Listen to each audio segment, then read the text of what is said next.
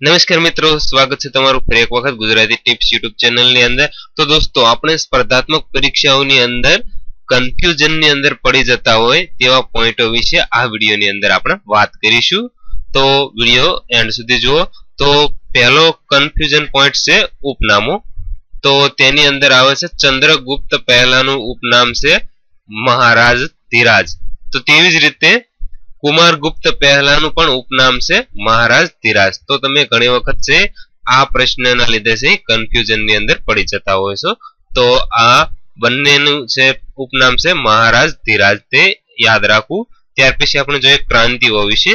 તો ક્રાંતિ, ચીની ક્રાંતિ 1911 ની અંદર થઈ હતી। તો તેવી જ રીતે ફ્રાન્સ ક્રાંતિ 1789 ની અંદર થઈ હતી અને રૂસ ક્રાંતિ 1917 ની અંદર થઈ હતી।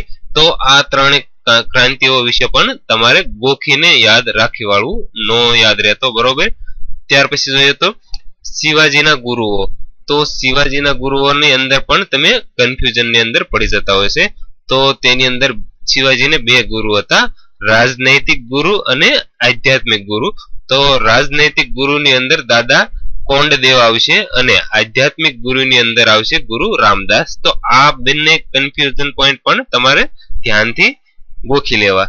ત્યારબાદ જોઈએ આપણે તળાવ વિશે વાત કરીએ। તો તળાવની અંદર ગંગાસર તળાવ એ વિરમગામ અમદાવાદની અંદર આવેલું છે। તો તેવી રીતે ગંગા તળાવ બાલારામ બનાસકાંઠાની અંદર આવેલું છે। તો ઘણી વખત તમે ગંગાસર તળાવ અથવા તો ગંગા તળાવની અંદર છે કન્ફ્યુઝન થઈ જતા હોય છે। તો આ બંને વિશે પણ તમે જાણી લો। તો દોસ્તો, જો તમને આ વિડીયો પસંદ હોય તો એક લાઈક જરૂર કરજો અને વિડીયોને વધારે વધારે શેર કરવા વિનંતી, તથા આવા જ નવા વિડીયો જોવા માટે પ્લીઝ અમારી યુટ્યુબ ચેનલને સબસ્ક્રાઇબ કરવાનું ન ભૂલતા। અને આપણે જલ્દીથી મળીશું બીજા કન્ફ્યુઝનના વિડીયો સાથે। ખૂબ ખૂબ આભાર।